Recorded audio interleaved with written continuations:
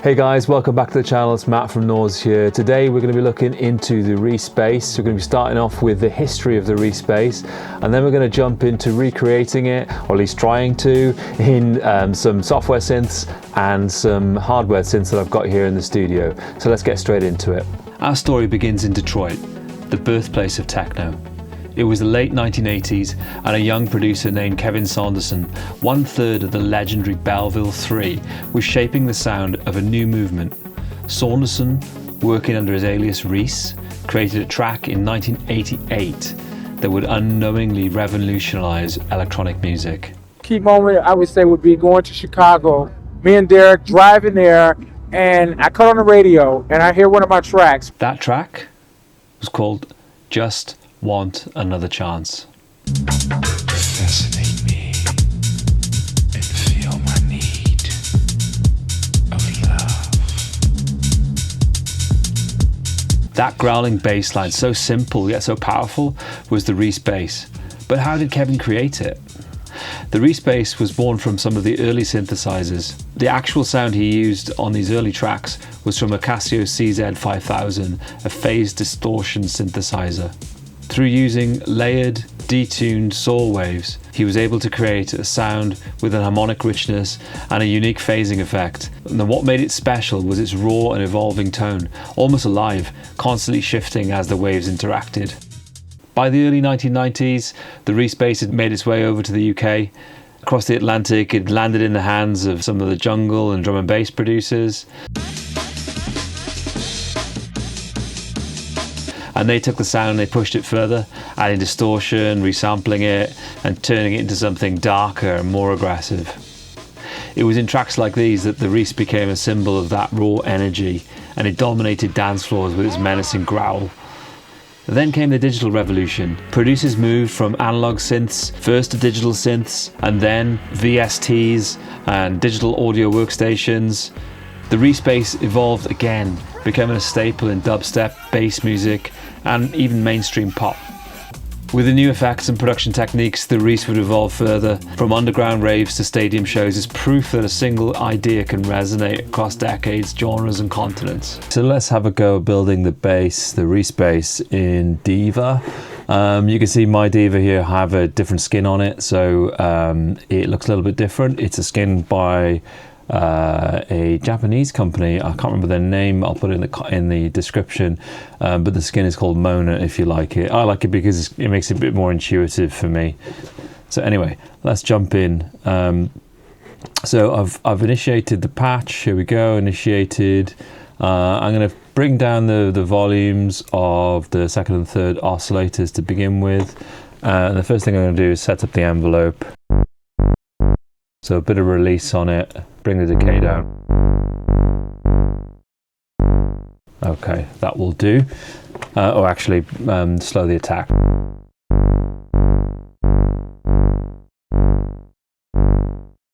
There we go. Okay, so on oscillator 1, I'm going to leave it on a sawtooth. I'm going to bring up the octave because I've just easier for me with this little keyboard I've got here, so I can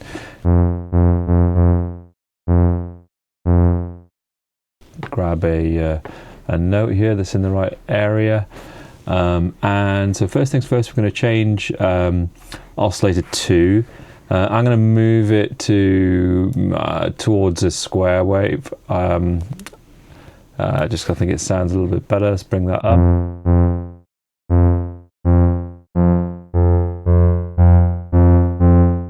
And then obviously the trick with the Reese is to detune it a little bit. So you got this frequency knob here, tune knob, bring it down a little bit.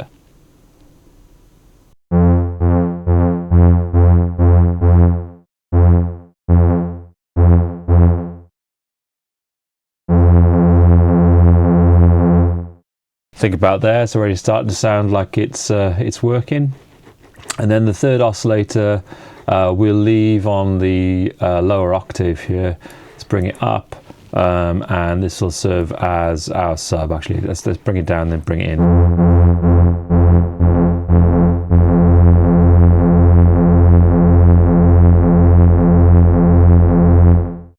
kind of there already, but a little bit of resonance will help, or emphasis I think it is in the other skin. And then bring the cut-off frequency down.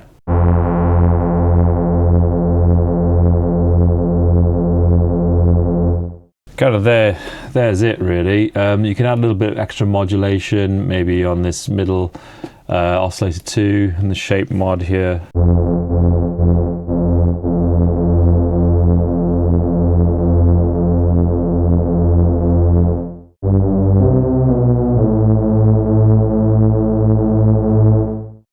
And that's it, it's about as easy as that. Let's make sure we're on an initiated preset. Okay, let's whack the filter up to begin with. 2 oscillators on. Make sure they're on saws. 8 feet octave. Filter a little bit.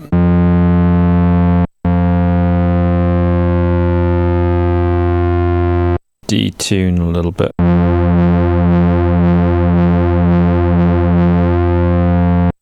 So as we pull down this frequency knob here, it's going to detune the oscillators slightly.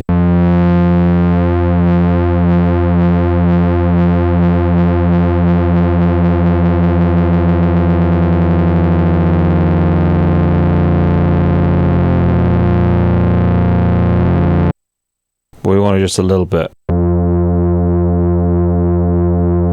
Turn the second oscillator up, so 4 feet. Beat frequency down.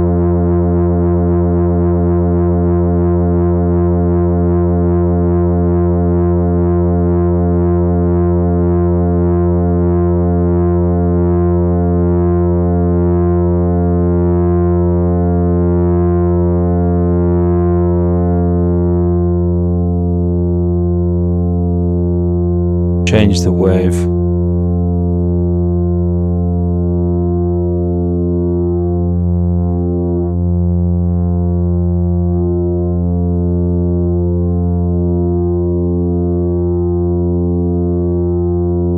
Feedback. Turn it on.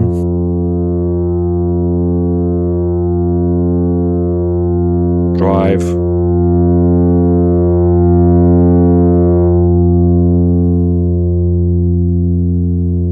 I think the saw sounds better.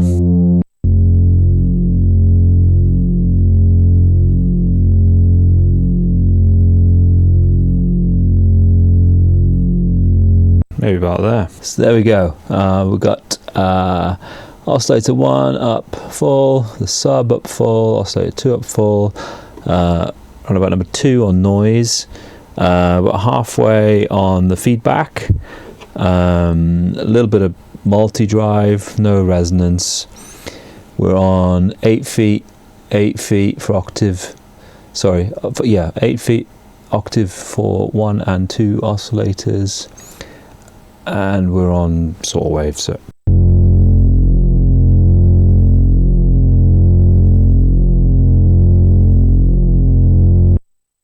here's the 2600, bearing a clone of the original ARP 2600. I had this in for a little while. It's pretty cool. It's not that expensive, just a few £100, but it is a little bit of a complex beast. You don't have to use patch cables. By default there is a default patch, if you like, set up, but I've set it up like this to get this Reese bass. You got oscillator 1 and 2, which I've overridden. It's normally a pulse width wave. I've patched the saw wave in, so both of these are saw, oscillator 1 and 2. Oscillator 3 is a saw by default, so there's no patch there. You have to tune each of the oscillators, so I've tuned them according to the MIDI keyboard. Started on, I think it's an A2, so they're tuned, so A2 is A2. When you press it here, you can see the top row is the initial oscillator frequency. The fine tune for oscillators 1 and 3 is set more or less perfect. Oscillator 2, the fine tune is wound up quite a way. I can't tell you exactly how much because there's no way of telling unless I measure it on the door. And that's kind of it really. At the minute you can't hear it because the filter frequency is down, but if I open it up you'll be able to hear it.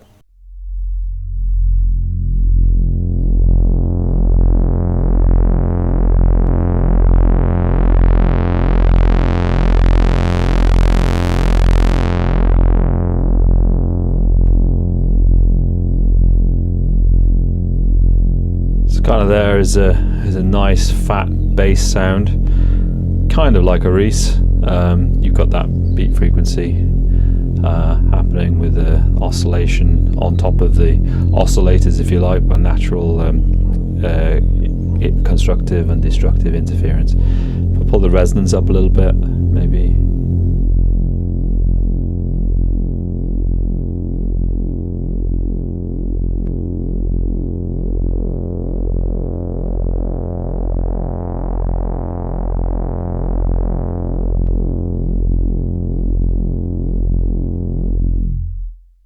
We're going to do the same thing in Serum.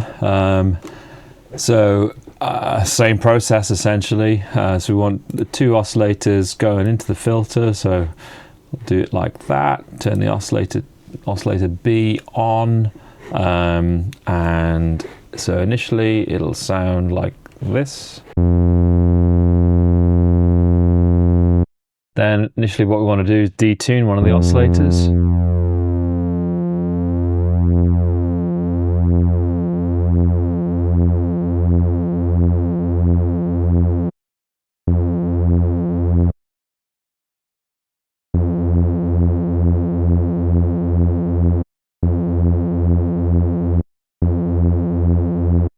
Pretty much got it straight away. It's a pretty simple sound ultimately. I think the key is what you do with it. You know, the basic idea that we're going through a couple of times through different means here means that then you can play with it and make it more complex.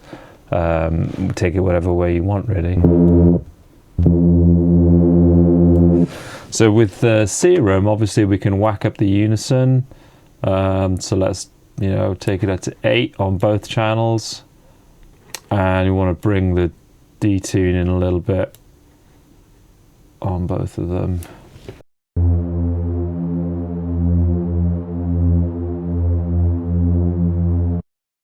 So you get quite a remarkably different sound to Diva. You could probably get something similar on Diva, but it was quite easy for me to show you this little trick within Serum here.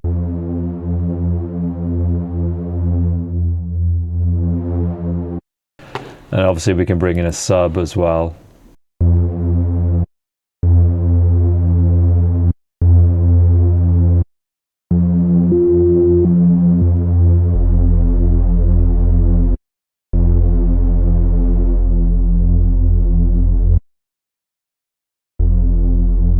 And there we have it.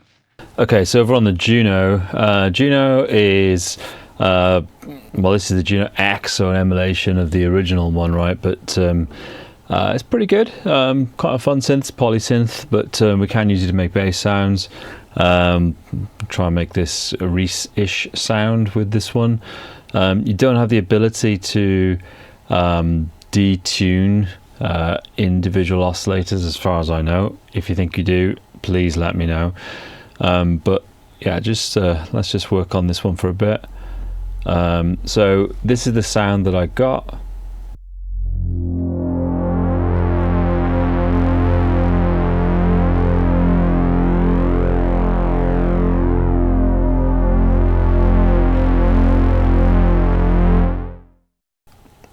So not quite Reese here, but it's close as I can get to it.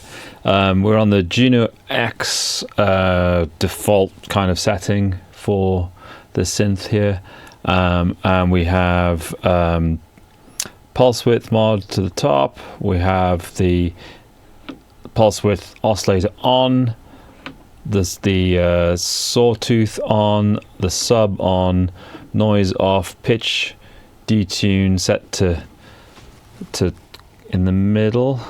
Kind of reminds me, actually, maybe there's some ability to do some detune, but maybe not on individual oscillators. We'll have a play in a second. And part levels, we have the pulse width at full, the saw at full, everything at full. Envelope fully up, as you might imagine. We have the filter set to S. We can play with those in a second, but let's see.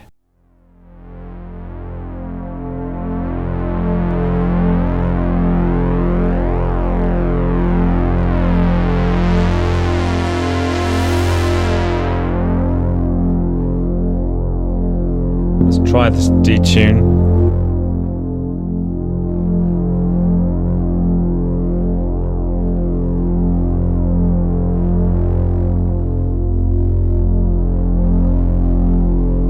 Not sure what that's doing actually. I did play around a little bit with the LFO, so the rate's quite low, got on the pitch, bring that in a little bit.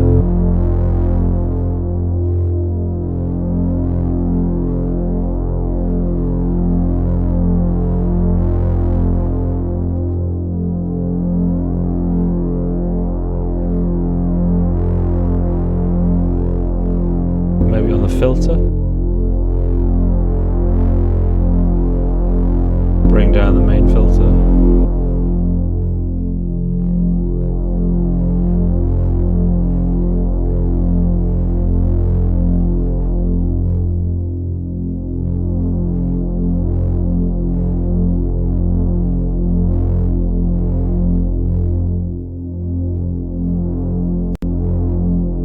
And then I do have the Juno chorus on here.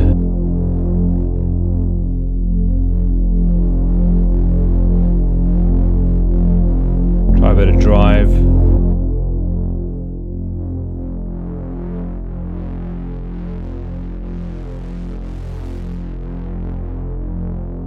For some reason the drive seems to take away the low end.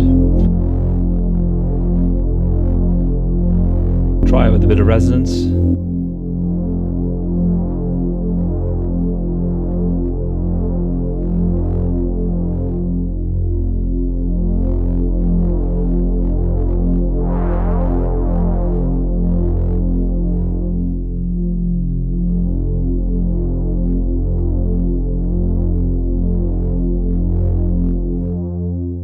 Without the sub.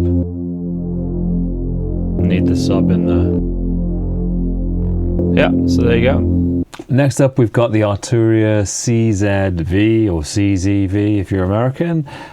These are, this rather is an emulation of that Casio range of synthesizers.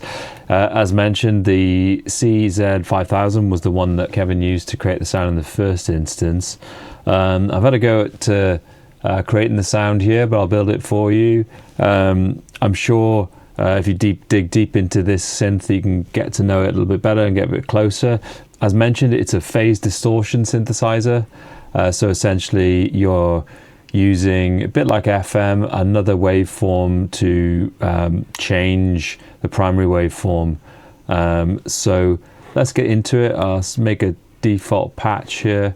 So first things you need to do are actually set it so that both in the synthesis tab here, you've got two oscillators, I guess ultimately you could call them. Not quite like that, because these are the waveforms you're using to modulate the primary sine wave. So if we turn them both on, and you can see you've got a sawtooth wave here, which you can then use to modulate this sine wave here. So if I bring up the DCW, which is the kind of function, mathematical function, if you like, that changes the wave, you can see this has changed more to a saw now. If I bring that one up, that one changes to a saw. It sounds like this at the minute. And then, as with the other sound design on the other synthesizers, bring up this fine and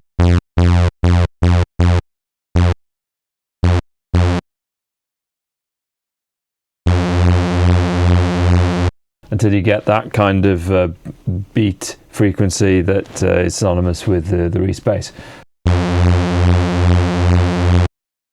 And then within here in the effects tab, you can turn on a filter.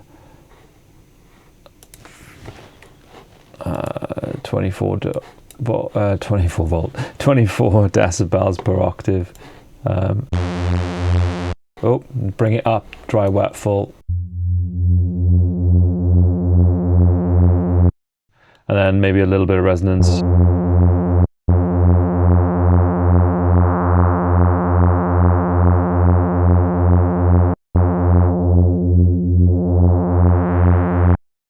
And And then within this synth, you can actually use unison as well. It's down the bottom here. So if you take just a couple of voices, and then you can bring in this unison detune here.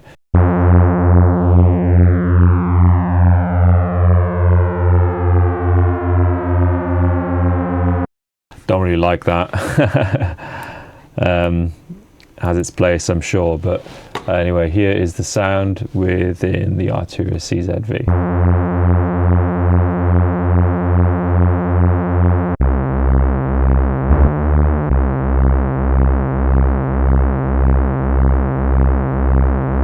Okay, that's it. Thanks for joining today. Hope you enjoyed it. Please let us know in the comments anything you'd like to see in the future from us, any things you think we could do better, any tips and tricks based on what you've seen today. We always really appreciate it, and we'll see you in the next one.